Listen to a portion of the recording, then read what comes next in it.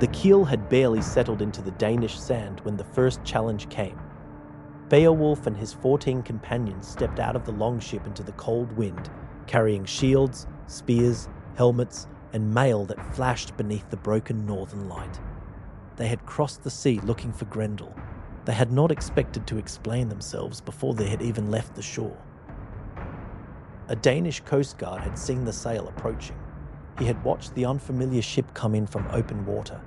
He had seen armed men climb onto Danish ground, and now he rode down toward them with a spear in his hand and suspicion in his voice. He was doing exactly what Hrothgar expected him to do. For 12 winters, Denmark had lived with danger. Not every threat came from the marshes. The coast guard stopped before the strangers. He looked over their armor, their weapons, their shields. Then his attention settled on the tallest man among them, Beowulf. The guard demanded to know who they were. Where had they come from? Who was their lord? Why had 15 armed warriors crossed the Whale Road and landed on the coast of the Speardanes without warning?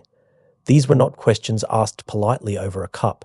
They were the questions of a man responsible for keeping enemies away from his king. Beowulf did not reach for his weapon. He did not answer the suspicion with anger. He stepped forward and spoke plainly. He told the guard they were Geats, men of Hygelac. He gave his own name and his father's name, Beowulf, son of Egteo. Then he told him why they had come. They had heard of Hrothgar's suffering. They had heard of the creature that came to Heorot after dark.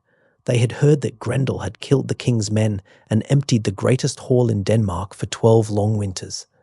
Beowulf had crossed the sea to help. There was no elaborate promise, no attempt to make the voyage sound safer than it was. He had heard there was a monster in Denmark that no one had been able to defeat, and he had come to face it. The coast guard studied him. A boast was easy. The north was full of men who could speak loudly about what they intended to do, but there was something different in the way these Geats stood on the shore. Their ship had truly crossed the open sea. Their armor was real. Their weapons were ready, and the man speaking for them did not sound like someone trying to convince himself that he was brave. The guard made his decision. He would not turn them back. Instead, he would show them the road to Hrothgar. The Geats secured their ship above the reach of the tide. Then they gathered their gear and started inland. The coast of Denmark fell behind them. Ahead, the road climbed through the country of the Speardanes. Beowulf walked with his companions beneath the weight of mail and weapons. Their shields moved at their sides. Their helmets caught the light. Their spears rose above them as they travelled. People noticed. Farmers stopped their work to watch the strangers pass. Men near the road looked up from carts and fences. Children stared at the armed company moving toward the king's hall. News travelled quickly in a land that had lived with fear for 12 years. Strangers had come from across the sea, warriors, Geats, and they were asking for Hrothgar. The road carried them toward a place Beowulf had known only through stories, Heorot. The hall appeared before them at last. Even after everything he had heard, the sight of it was difficult to ignore. Hrothgar's hall rose above the surrounding buildings, broad and high, its great timbers fitted together with the skill of craftsmen who had built something meant to last. The roof climbed against the sky. The walls carried the marks of wealth and power. This was not the ruined home of a defeated king. By daylight, Heorot still looked magnificent. That made the story stranger. A king powerful enough to build this place had been unable to keep it after sunset. A hall large enough to hold the strength of Denmark had been surrendered every night to one creature. Beowulf looked at it and understood the humiliation more clearly than he had across the sea. Grendel had not merely killed Hrothgar's warriors, he had taken the heart of the kingdom from them. The Geats approached the hall. Their shields and spears drew attention immediately. A warrior came out to meet them. His name was Wulfgar. He was one of Hrothgar's trusted men, a herald accustomed to judging visitors before allowing them anywhere near the king. He looked over the strangers carefully. Then he asked the question that had already been asked on the shore. Who were they, and what did they want with Hrothgar? Again, Beowulf answered directly. They were Hygelac's men. They had crossed from Geatland, and Beowulf had come to speak with the king about Grendel. The name changed the moment. Everyone in Denmark knew that name, Grendel, the thing that had emptied Heorot, the thing that had survived every attempt to stop it, the thing these strangers claimed they had crossed the sea to confront. Wulfgar looked at Beowulf again, not at the company this time, at the man himself. The young Geat carried himself like someone accustomed to being taken seriously. There was no uncertainty in his purpose, no request for shelter, no attempt to bargain for reward before the work had begun. He wanted an audience with Hrothgar. Wulfgar went inside. For the first time since landing, Beowulf and his companions waited.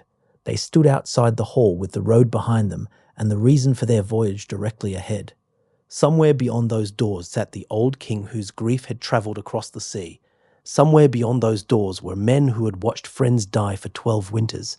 And somewhere beyond the farms and the roads, hidden in the marshes, Grendel was still alive. Nothing had been won yet. They had only arrived. Inside Heorot, Wulfgar approached the king. Hrothgar listened as his herald described the strangers. 15 Geats, armed and sea-worn. Their leader was named Beowulf. The name was not entirely unknown to him. Neither was the name of Beowulf's father, Ecgtheow. Years earlier, before Beowulf had become the warrior now standing outside his hall, Ecgtheow had been caught in a blood feud. He had killed a man. The consequences threatened to spread beyond one death. Compensation had to be paid before vengeance produced vengeance, and another family entered the cycle. Hrothgar had helped settle that feud. He had paid the price that restored peace. Ecgtheow had sworn loyalty and gratitude. Now the man's son had crossed the sea and appeared at Hrothgar's door, not asking for help, offering it. For a king who had spent 12 winters watching men fail against Grendel, the arrival was impossible to dismiss. Hrothgar told Wulfgar to bring the Geats in. The herald returned to the waiting warriors. The king would see them. But armed strangers did not simply walk into the royal hall carrying everything they had brought from the ship. The Geats stacked their spears. They set down their shields. Their weapons remained under guard. Then, Beowulf and his companions moved toward the doors. For years, Heorot had existed in Beowulf's mind as a story. A bright hall, a grieving king, an empty night, a monster beyond the firelight. For now the story stood in front of him. He could see the carved timber. He could smell the smoke. He could hear voices beyond the doors. The men who had crossed the sea with him gathered close. 14 companions who had chosen the voyage knowing what waited at its end. Behind them was the coast. Beyond that, Geatland.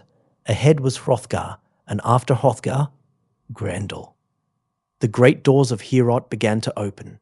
Warm firelight spilled across the threshold and onto the waiting Geats. For the first time, Beowulf could see inside the hall whose name had travelled farther than any ship. Men sat along the benches. Torches burned against the walls. At the far end, beneath the high timbers, sat an old king who had waited 12 winters for an answer. Beowulf stepped forward. The voyage was over. The introductions were finished. Now he would tell Hrothgar exactly why he had come.